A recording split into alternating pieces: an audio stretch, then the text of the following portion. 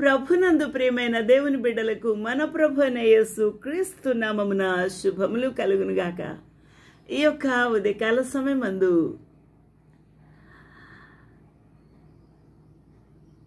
ఇక్కడ international women's day, అంతర్జాతీయ మహిళా దినోత్సవాన్ని జరుపుకుంటూ ఉన్నాం. ఈరోజు వాల్డిమిర్ లెనిన్ అనే గొప్ప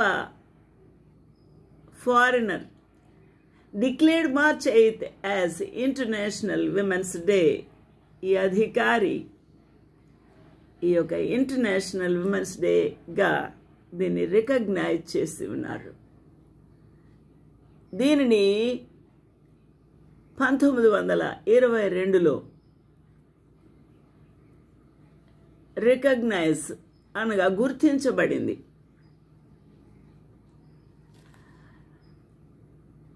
రష్యాలో ఉన్న స్త్రీలు పోరాటము సలిపి 1917లో వారు అంతర్జాతీయంగా అర్జీ పెట్టుకుంటూ వస్తూ ఉన్నప్పుడు దానిని మార్చి 8గా 1922లో గుర్తించి ఉంటున్నారు. అప్పుడు స్త్రీలు ఆహారము కొరకు ఆహారము లేక బాధలు పడుతూ ఉన్నప్పుడు అంతర్జాతీయ మహిళా దినోత్సవము రొట్టె మరియు గులాబీ కోసము కవాతు చేసి ఉన్నారు. ఆ దినాల్లో వారి యొక్క వేదన, ఆకలి బాధలు, చిన్న గులాబీ పువ్వు వారికి లేని స్థితి. ఈ కార్మికులందరూ కూడా ఎంతో వేదన అనుభవించి ఉన్నారు. దీన్ని మనము అర్థం చేసుకున్నప్పుడు చరిత్ర చాలా వారిని కష్టపెట్టింది, శ్రమల పాలు చేసింది. బానిసత్వముతో పోరాడి ఉన్నారు. హల్లెలూయా. వీరు సంఘముగా కూడి వారి హక్కుల కొరకు ఎంతో అద్భుతమైన ఆ యొక్క కార్మికులందరూ కలిసి వారి యొక్క అర్జీని పెట్టుకున్నారు. ఇక్కడ మనము అర్థం చేసుకోవాల్సిన విషయం ఏమనగా, ఎప్పుడైతే మనము కలిసి కట్టుగా అందరం ఒక శ్రమ అయినా, కష్టమైన, బాధ అయినా కలిసి పనిచేసినప్పుడు ప్రభుత్వము గుర్తిస్తూ ఉంది. ప్రభువు మన ప్రార్థన అంగీకరిస్తాడు, మనకు జయము కలుగుతుంది. ఆ విధంగా ఈ యొక్క కార్యాలు జరుగుతాయి. డివైడింగ్ పాలసీ కుటుంబంలో ఉన్నప్పుడు విడిగా నేను చేయగలను అని అనుకొని ఒంటరితనముతో పోరాడుతుంటే జయము కలగదు. కానీ శ్రామికులు, కార్మికులు, ఇంకా ఉన్నత ఉద్యోగులు, పనివారు అందరూ ఐక్యముతో ఒక్క తాటి మీదకి వచ్చి వారి యొక్క డిమాండ్స్, వారికి ఉన్న కష్టమును ప్రభుత్వముతో వెళ్ళబుచ్చినప్పుడు ఆ యొక్క హక్కు వారికి అందుబాటులోకి వస్తూ ఉంది. రష్యా విప్లవకారిణి రాజకీయ నాయకురాలు అలెగ్జాండర్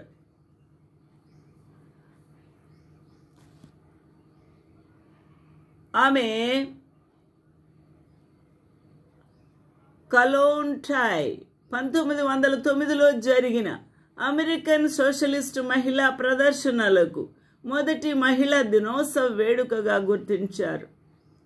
ఈమె ఆ యొక్క ర్యాలీలో ఆమె పాల్గొని ఉన్నది.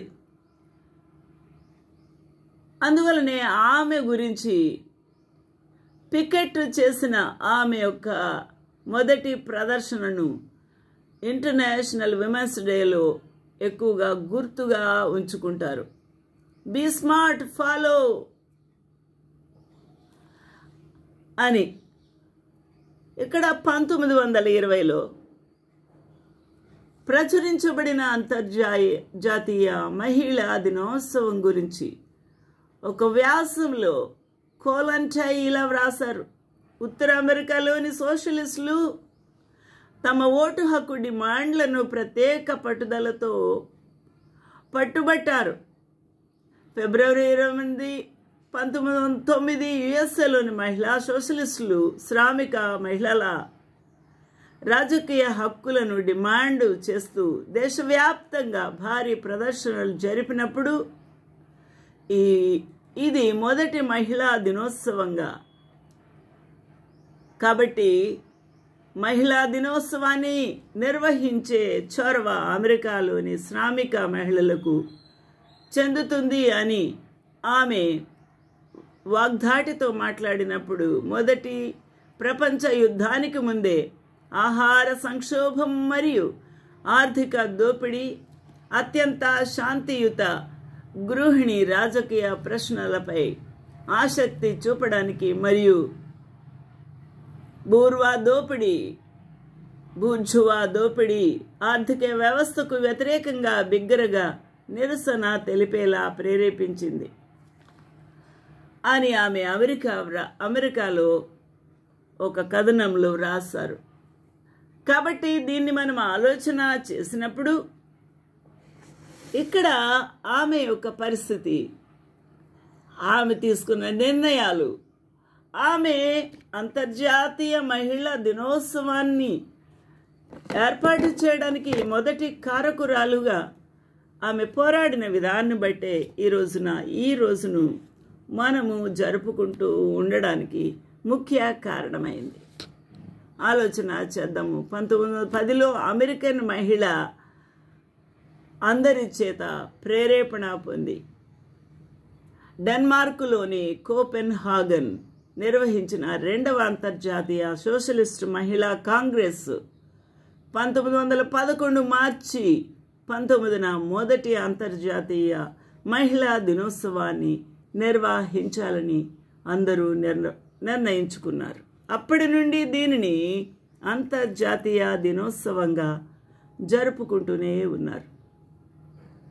అందుకు ఆమెను బట్టి మనం ఎంతగానో సంతోషము, మరి ఆమెకు మనం కృతజ్ఞులమై కూడా ఉన్నాం. కాబట్టి ఆమె చేసిన అనేకమైన విప్లవ పాత్రలు, ఆమె 1922లో వ్లాదిమిర్ లెనిన్ మార్చి 8ని అంతర్జాతీయ మహిళా దినోత్సవ దినముగా ప్రకటించడానికి ముఖ్యమైన కారణము మరియు సెలవు ప్రకటించడానికి కూడా ముఖ్యమైన కారణంగా మనము గ్రహిస్తూ ఉన్నాం. ఈ రోజున ఇటువంటి స్త్రీలు కావాలి, ఇటువంటి బాధ్యతాయుక్తమైన స్త్రీలు కావాలి. తల్లులు లేవాలి, యవనస్తులు లేవాలి, పెండ్లి అయిన వారు సంసార జీవితంలో ఉంటూ కూడా పుణికి పుచ్చుకోవాలి.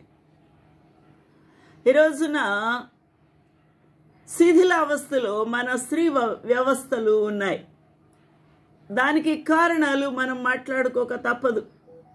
మొట్టమొదటిది, ఇంటిగ్రిటీ ఒక స్త్రీ జీవితంలో లేదు. తనకి ఉండవలసిన విద్యా అర్హతలు సంపాదించుకోకపోవటం ముఖ్యమైన కారణమైతే, నాగరికతలో ఆమె వెనకబడిపోవడం, ఆర్థిక స్థితిలో వెనకబడిపోవటం, తన యొక్క ఉన్న దానిలోనే సక్రమంగా అన్నీ సరి చేసుకోవడం అనేది లేని స్థితిలో ఉన్నది. అందువలన ఆమె వెనకంజే వేయబడుతూ ఉంది. ఈ రోజున శిథిలావస్థలో ఆమె యొక్క సంసార జీవితం సాగిపోతుంది. పావర్టీ.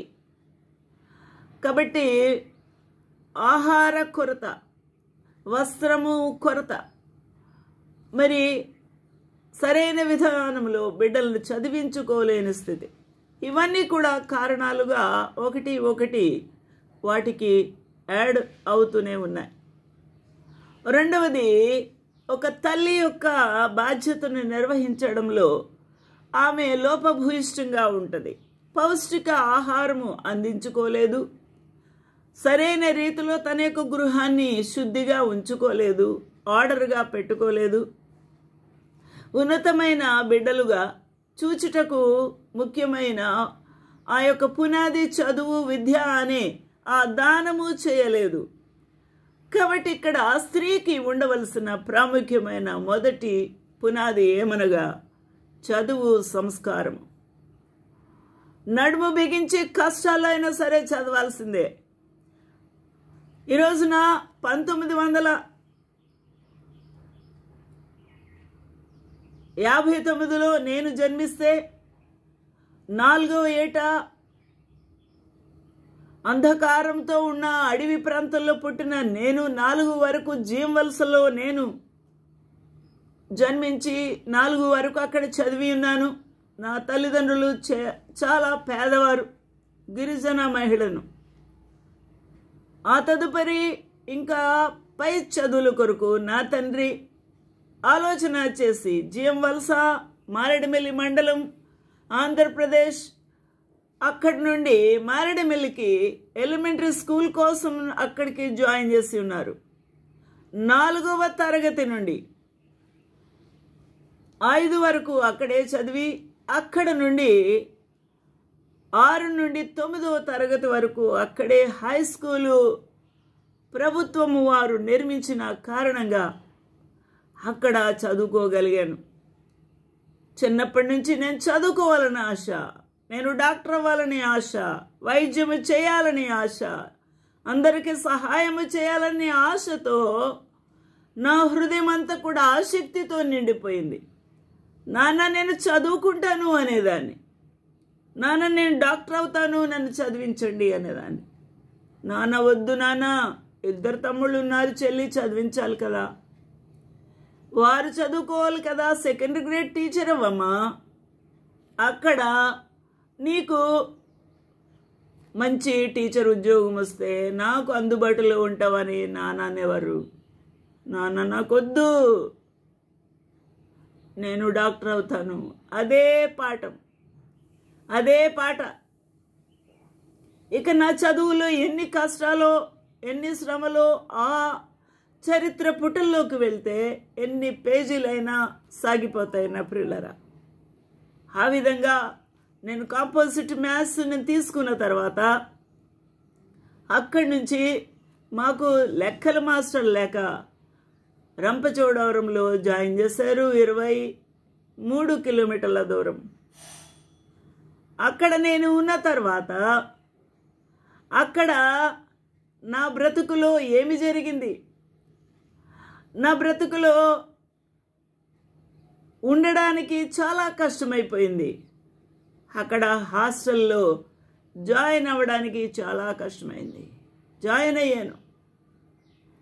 అక్కడే ఇంటర్మీడియట్ చదువుకున్నాను, బైపీసీ తీసుకున్నాను. అక్కడే పాస్ అయ్యి ట్యూషన్ లేదు, ఎటువంటి అవకాశం లేదు. అటువంటి పరిస్థితుల్లో చదువుకొని ఇంటర్మీడియట్ పాస్ అయ్యి ఎంబీబీఎస్ కోసమని కాకినాడలో నన్ను జాయిన్ చేసి చదివించారు. అక్కడ నేను ఎన్నో కడగండ్లతో చదువుకున్నాను. ఈరోజు నా చదువు ఉండబట్టే కదా ఈ యొక్క అర్హత కలిగింది నేను మీతో మాట్లాడడానికి. ఈ అర్హత కలిగింది అనేకులకు విద్యాదానం చేయడానికి, అనేకులకు వైద్యదానం చేయడానికి, నా కుటుంబాన్ని కట్టుకోవడానికి నాకు అవకాశం దొరికింది. నా ప్రియులారా, ఈరోజు నువ్వు ఆలోచన చేయాలి, నీ బిడ్డల్ని చదివించాలి. నువ్వు ఒకవేళ తొందరలోనే నీకు పెళ్ళైతే ఇంట్లో కూర్చొని కూడా నువ్వు చదువుకోవచ్చు. చదువుకొని మీ నడుం బిగించి విద్యావంతురాలుగా మారిపోవాలని కోరుకుంటున్నాను. ఆలోచన చేద్దాం. ఈ రోజున ప్రపంచంలో జరుగుతున్న అనేకమైన విషయాలు మనము ఆలోచన చేయాలి. ఈ రోజున అనారోగ్య కారణాల చేత అనేక మంది మంచం మీద పడిపోతున్నారు. ఎర్లీగానే చాలా చిన్న వయసులోనే పెద్ద పెద్ద వ్యాధుల బారిన పడుతున్నారు. కారణము పౌష్టికాహార లోపము, కారణము జాగ్రత్తలు తెలియక. కాబట్టి మనము స్త్రీల మధ్య అవగాహన నేర్పించాలి. ఇది ఆవశ్యకత ఉన్నది. నా ప్రియమైన వారలారా, కష్టపడి పని చేయడం నేర్పించాలి. ఉదయాన్నే నేను లేచి నా భర్తకు ఆహారం సిద్ధపరిచి నేను ఇంటి పనులన్నీ చేసుకుంటాను. నా ప్రభుతో నేను గడుపుతాను. దేవుని యొక్క వాక్యం అందిస్తాను. ఎందుకు అనగా నా జీవితంలో దేవుని యొక్క కృపా వర్షము నా ఇంటి మీద ఉండాలంటే నేను చురుగ్గా ఉండాలి. నేను మంచముల మీద ఉండకూడదు. ఉదయాన్నే లేవలసిందే. ఈ రోజున నీ జీవితంలో ఆశీర్వాదము ఆకాశము నుండి ప్రభు నీ మీద కుమ్మిరించాలంటే నీవు ఉదయాన్నే లెగు. దేవుని పాదాలు పట్టుకో. దేవునితో నువ్వు ఐక్యమైపో. దేవునితో సహవాసము చెయ్యి. దేవుని యొక్క వాక్యం చదువు. నీకు నీ బల్ల మీద బైబిలు, దేవుని వాక్య పఠనలు నీవు అర్థం చేసుకుంటూ వాక్యానికి ఆ విధేయత చూపుతూనే ఉండాల్సిందిగా నేను కోరుకుంటున్నాను, ప్రార్థిస్తున్నాను. ఈ రోజున స్త్రీలు మెలుకుగా ఉండాలి. నిద్రమత్తులై ఉండకూడదు. ఆసక్తితో దేవుని కొరకు బ్రతకడం నేర్చుకోండి. మీరు ఎంత కష్టపడి పనిచేసినా ఉదయాన్నే లేగాల్సిందే. రాత్రి 2 గంటల వరకు పనిచేసిన ఉదయాన్నే లేచి తీరుతాను నేను. నా ప్రియులరా, at about 5:36 I will not be on the bed. No way at all. ఆలోచన చేద్దాం. ఉండకూడదు. మధ్యాహ్నం కూడా అన్నం తిని గంటల తరబడి పడుకోను. నాకు అవసరం లేదు. I don't want. ఆలోచన చేద్దాం. ఏది నాకు ఆరోగ్యమో, ఏది నాకు ఆశీర్వాదమో, ఏది నా ప్రభుకి ఇష్టమో అది నేను చేయడానికి నేను సాయశక్తుల ప్రయత్నము చేస్తూ ఉన్నాను. నా ప్రియులరా, ఈ మాట అందరికీ నచ్చదు, గిట్టదు. పనివారు నిత్యము పనివారే కావాలి. ఈ రోజున పనివారు కూడా స్త్రీలే. కానీ నీవు స్త్రీవే. పని చేసుకో, ఆశీర్వదించబడు. ఈ రోజున నీవు వేకువనే లేవాలి. సామెతలు 31వ అధ్యాయం మనము చూసినప్పుడు అక్కడ ఎంత విచిత్రంగా మన కొరకు వ్రాయబడిందో లేఖనాలు మనము చూడవచ్చు. లేఖనములోకి వెళ్దాము. ఈ రోజున శక్తివంతులైన భార్యాభర్తల సంబంధాలు, బాంధవ్యాలు పెరగాలి. అర్థం చేసుకోవాలి. భార్య భర్త ప్రేమించాలి. ఆమెకి ఎన్ని కండిషన్స్ ఉన్నా, ఆమెకి ఎన్ని బాధలు ఉన్నా, ఆమె ఎంత బలహీనమైన, అందహీనమైన, నువ్వు చేసిన ప్రమాణానికి ఒప్పుకొని నువ్వు ఆమెతో సంసారం నమ్మకంగా చేయాలి. ఆమె యొక్క అవసరాలు తీర్చాలి. అలాగని స్త్రీ కూడా కష్టపడి పనిచేసి తను భర్తకు లోబడి భర్తకు సేవ చేయవలసిందిగా ఉండాలి. కుటుంబంలో సమాధానం కావాలి. బిడ్డల మధ్య సమాధానం కావాలి. సమాజం మధ్య సమాధానం కావాలి. ఈ రోజున సమాధానం ఉందా? నువ్వు భర్తతో మాట్లాడుతున్నావా? భార్యతో నువ్వు మాట్లాడుతున్నావా? చాటింగులతోనే ముగిసిపోతుందా రాత్రి? ఎంత కాలమైంది మనసార మీరిద్దరు మాట్లాడుకొని? ఎంత కాలమైంది నీ భర్తతో నువ్వు హృదయం విప్పి మాట్లాడుకొని? ఎంత కాలమైంది నీ భార్యతో హృదయం విప్పి ప్రేమించి మాట్లాడుకొని? అరమరకలు లేని ప్రేమ, తొలినాటి ప్రేమ తిరిగి చిగురించినప్పుడు సంతోషము, నెమ్మది పుడుతుంది. ఈ రోజున హట్టి ఆనందము నీ హృదయంలో కలగాలి అనంటే మీ మధ్య ప్రభు వెలసిల్లాలి. ప్రభు సహవాసం, ప్రభు నెమ్మది, ప్రభు ఆశీర్వాదం నీకు ఉండాలి. అట్టి భాగ్యం ప్రభు నీకు అనుగ్రహించాలని కోరుకుందాం. మరొకసారి మీ దగ్గరికి వస్తాను.